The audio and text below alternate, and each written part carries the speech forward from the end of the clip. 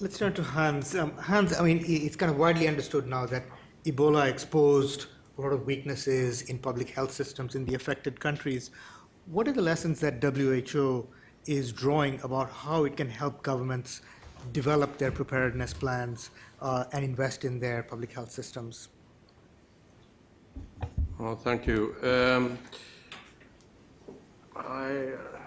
As you know, we've got some of these questions ahead of time. So when I was thinking through this, I thought I was going to try to sell to you the very smart idea to invest in resilient health systems. Maybe wrong on the. Yes. Obviously, that's too late because you can still not hear me? Maybe it's wrong on the. Oh, yeah, it's okay. All right. It's too late because you already have recognized that this is the issue. We need to have well-functioning health system.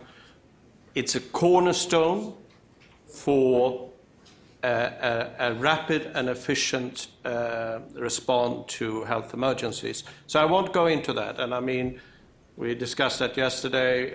David was reinforcing it. So I rethought a bit on what I want to respond to this.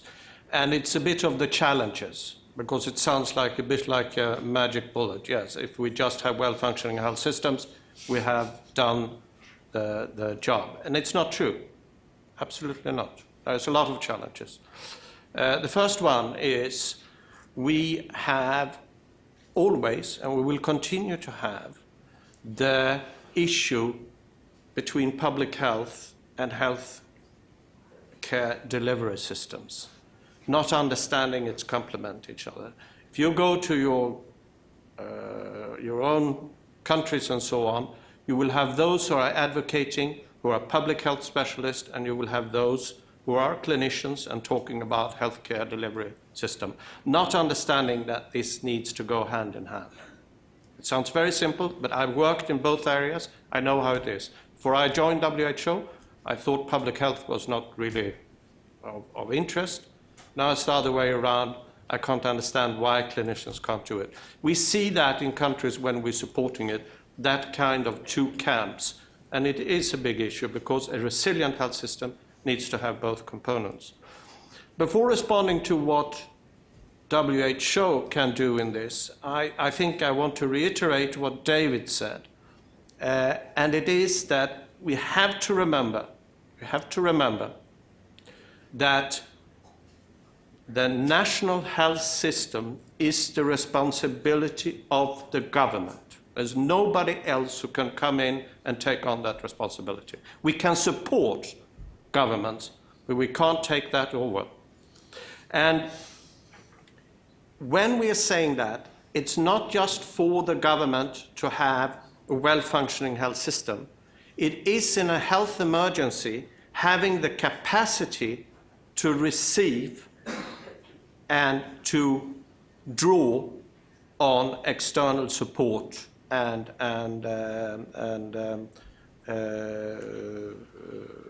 resources. So for WHO, it is a priority to support our member states in building resilient health systems. And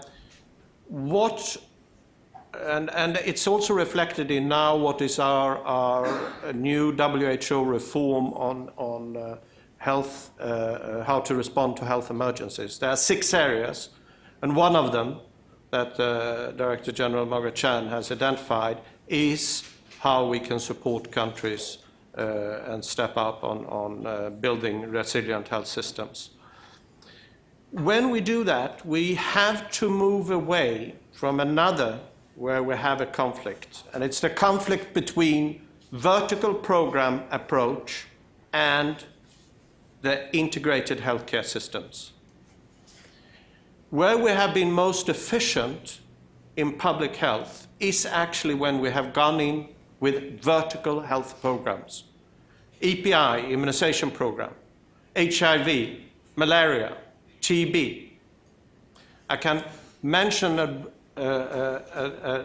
number of them, but they are vertical, and if you want to have a resilient health system that can respond to an emergency, you need to have an integrated approach.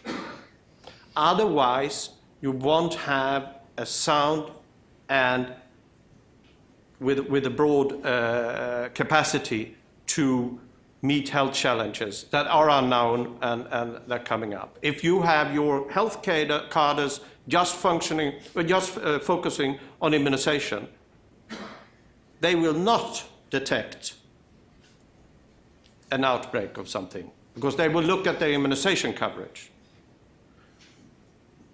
So you have to build through primary health care, through a much broader integrated health system. So we have to give up this kind of desire to have the short gains, which we have. We have to admit that with the vertical programs and look at the more long-term, cost-efficient, integrated health systems. We shouldn't forget either that part of a resilient health system is the international health regulations, but I'll come back to that later. Another challenge is that when you invest in a health system and in an integrated, resilient health system, it's not a one-off. It's not that you put a certain amount once and then you fixed it. It's to keep this sustainable, it's a commitment for very, very long time. Still, the government has to have the responsibility. But if we are going in to invest and support building resilient, integrated health systems, it's a very long time commitment. And that we sometimes see that donors and investors are hesitant. So all this said, the solution is not always integrated and resilient health systems. Those who are not sleeping are seeing that I'm contradicting myself. But so what is the exception? The exception is, and what we have to remember is that we will never, never have a perfect world that every country has a well-functioning health system. We will always have fragile countries. We'll always have countries in conflict. We will have countries like Yemen, what we have today, Yemen, Syria, Iraq, that neither have a well-functioning health system or they can't maintain it if they have had it. So that is not the complete answer that we just invest everything in having the health systems. The long term, yes, but it's like you're building a house and you build it to be fireproof. That's to invest in the health systems. But you will still have houses in the world that is not secured for fire. And you still need to invest in a fire brigade, in firemen, in fire trucks to help them to see that that fire can be under control, put out, and is not spread. Thanks. Great, thanks. Let's just follow up a little bit on the IHR, as you mentioned. Barbara Stocking's recent Commission on Ebola Response emphasized the problem of perhaps too little global emphasis on the IHR as a precipitating factor in the crisis. In your opinion, what would be the best strategy for donors and for multilaterals to support countries in implementing the IHR and to monitoring how well they're doing with that? All right, I'll have 3 points here. I have some good news and I have some bad news, and then I have some issues where we need to see what the financial implications are if we want to have well-functioning IHR. The good news is that the international health regulations, as they are, is a well-prepared, functioning key instrument for global health security. As you know, earlier this week, we had the IHR Review Committee meeting looking at what was the lessons learned related to IHR with the Ebola outbreak. And they identify, I think it was 5 issues. And I'll touch on some of them because there are financial implications. But in general, everybody recognized that the IHR is a very important and well-functioning instrument if it is put in place and operationalized. That's the good news. The bad news is that it is not operationalized and it's not put in place. If you look at the data we have, it's that 1/3 of the 193 or 94 parties that signed the International Health Regulation, only 1/3 of these has say that I have achieved the core capacities. And that's well recognized in the Stocking report. We have 81 countries that's asked for extension to establish the core capacities. And we have 48 countries that has even not communicated to WHO what they're doing or what their intentions are. This is a huge failure rate of 70%. As you know, the International Health Regulation was negotiated in 2005 and put in place 2007. 8 years later, we have only 1/3 of the countries that can report that they put their core capacities, public health capacities in place. And that's self-reporting and self-monitoring. This is really bad news. So the lack of the IHR implementation is really an issue when we have an outbreak like the Ebola or whatever health emergency we have, because it will delay the response as it did with even if it was declared a fake after too late. I agree with that, what's already been said. But the thing is that we don't have this key instrument in place. So what are the financial implications of the situations we are, and how can we address it? I'll quickly go through. There are 3 of them. The first one is that we need to develop the core capacities